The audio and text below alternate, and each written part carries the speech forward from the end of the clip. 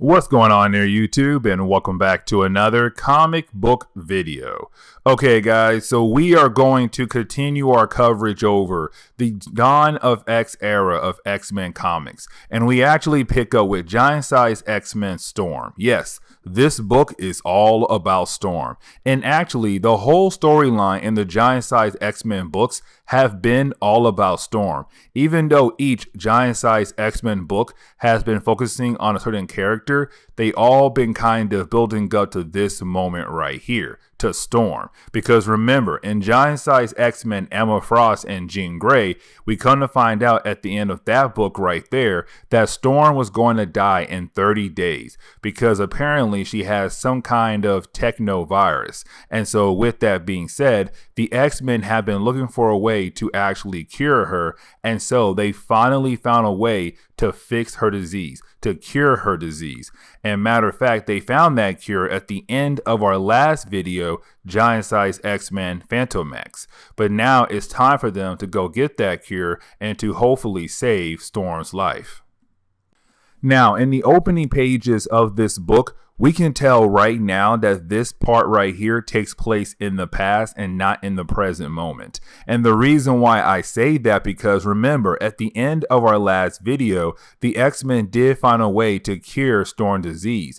But in the opening pages of this book right here, you have Jean Grey, Emma Frost, telling Storm that unfortunately, they cannot find a cure for her disease, which tells us that this moment right here does take place in the past. Now, you do have Jean Grey being that good friend trying to comfort Storm, because dying is a scary thing, especially for Storm, who rarely dies in X-Men comics. And so with that being said, you do have Jean Grey trying to comfort her. Now, Emma Frost does not, which of course makes sense because Emma Frost is, well, Emma Frost. And matter of fact, you have Emma Frost telling Storm, listen, if you die, you'll be okay. And the reason why, because you know we have ways to bring you back to life.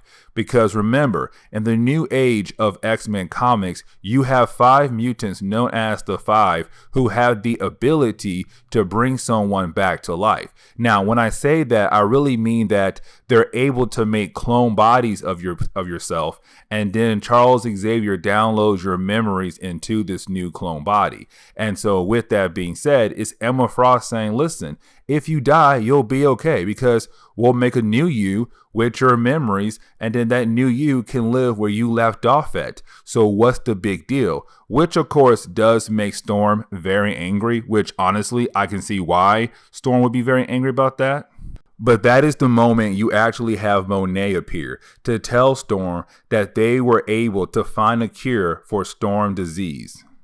And that is the moment we actually pick up with Monet and Cypher going to a random person's apartment. Now, this random person is actually going to be very important for this storyline right here. But remember, when it comes to Cypher, Cypher has the ability to understand any kind of language across the universe. And matter of fact, this right here, that meaning, that power is going to be very important for this storyline right here. But either way, you do have Cypher and Monet going to a random person's apartment to only find out this apartment actually belongs to a random AIM agent. Now remember, AIM stands for Advanced Idea Mechanics, one of the many evil scientific organizations in Marvel Comics. Now remember, at the end of our last video, when it came to Phantom X, he wanted to go inside a thing called the World, but unfortunately the World had been bought out by AIM,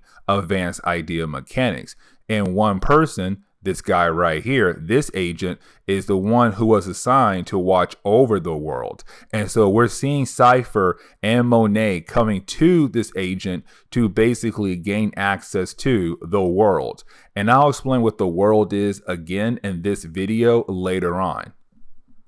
And so we finally reach the present day. And matter of fact, we now pick up where our last video left off at, where you have Monet, Cypher, Phantom X, Storm, and also this AIM agent about to go inside the world. Now, of course, at the end of our last video, we were told that apparently Phantom X made a deal with this AIM agent to basically pay this agent a huge amount of money. So huge that apparently when the AIM agent explained how much to Cypher, Cypher is kind of like, what in the world? That's way too much. How much money does Phantom X have? Now, this is the moment we come to find out that apparently Phantom X does not have that kind of money. And so, matter of fact, he actually asked the X-Men to pay this AIM agent because the dude lied when he said he could afford to pay the AIM agent. Now, all of this bickering back and forth on who should pay the AIM agent,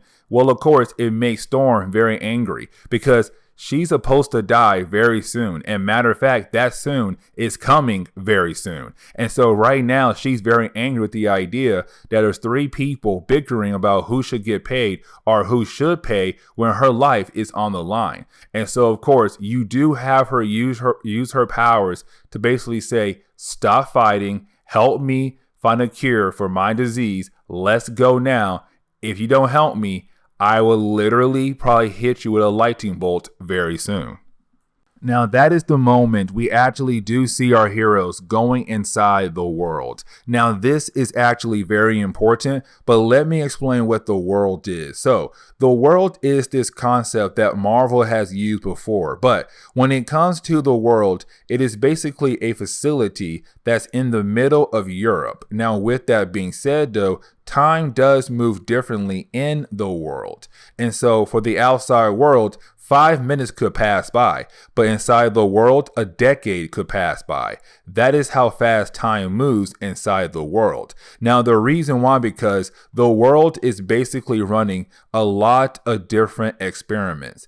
And the reason why time is moving so fast is because the world wants to see how each experiment is going to end. And so that is why the world is moving so differently than the outside world. Now, we have seen Phantom X a lot of times in our last video trying to get into the center of the world. But of course, every single time he tries, he failed. Or when he does, the world tells him they are not ready to leave yet. But either way, this time you have Phantom X leading Storm, Cypher, Monet, and this random AIM agent to basically get to the center of the world. Because in the center of the world, there is the cure for Storm to get rid of her technovirus. Now, with that being said, though, you do have our heroes fighting against all the different experiments the world has made for a very good long period of time.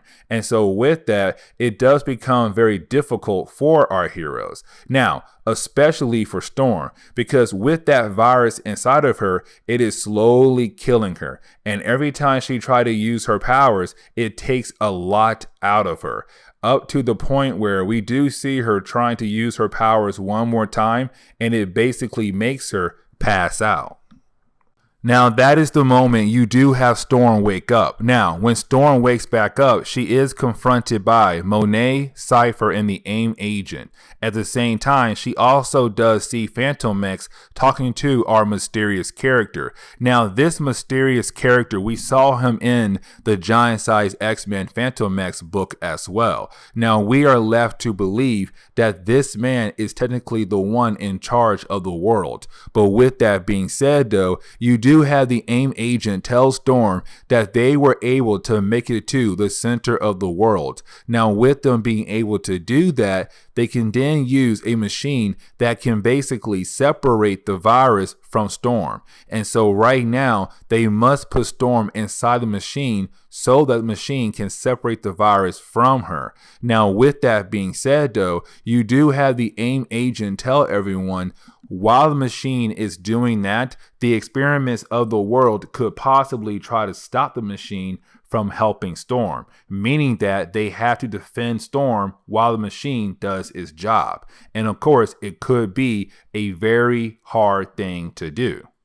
Now, this process actually doesn't take that long. And what I mean, not that long, I mean like it's not 6 to 8 pages. It's really just 3 pages because you have Jonathan Hickman trying to wrap up the storyline, but also set up things down the road as well, because that is what Hickman always does. But either way, though, you do have the Machine begin the process of taking the virus out of Storm. But while the Machine is doing that, you do have the rest of the team trying to stop the rest of the experiments from getting to Storm. And so right now is a huge battle, but Storm cannot help her team because Machine is trying to cure her. But of course, at the end of this section, the virus is finally gone. It has been pulled out of Storm's body. And of course, Storm comes out and she's back at full strength and she's able to help her team a lot.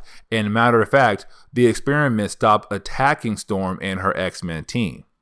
Now, you do have Storm begin the process of actually thanking her team because what they just did, it saved her life. And honestly, she feels like she's in their debt. Of course, you do have Monet tell Storm, listen, you do not owe us anything at all because you're part of our team. You're part of our family. And so with that being said, you do have the team getting ready to basically leave. But that is the moment you do have everyone turn around and see the virus because the virus is a sentient being. But with that being said, you do have the AIM agent put the virus in some kind of containment field to basically contain it. But of course, you do have the X-Men team kind of worried because this virus was alive. It's still alive. And this virus could come back down the road to get revenge against Storm or possibly affect someone else. Again, we have no idea. And this is where the book kind of ends because you do have Storm, Monet, and Cypher getting ready to leave out of the world. But of course, you do have Phantom X and the AIM agent say that they are going to stay here in the world for their own reasons. But of course, those reasons do kind of scare Storm and Monet, but of course, they still leave. But right before they leave, you do have Cypher actually talk to the virus because remember, the virus is a sentient being. And matter of fact, this moment right here is actually where we learn that the virus is a sentient being. But apparently to Cypher, this virus is actually not dangerous as everyone thought it was. Because as he walks away after talking to it, because again, remember, Cypher has the ability to talk to anyone no matter the language. After talking to the virus, he walks away smiling. But that is where the book ends. And so with that being said, I do hope you enjoy today's comic book video. And if you do, please leave me a like down below and subscribe. Also, if you have any suggestions on books I should read, well, please let me know in the comments below because you never know. Your suggestion could be a future video down the road. But guys, I'll see y'all next time. Later.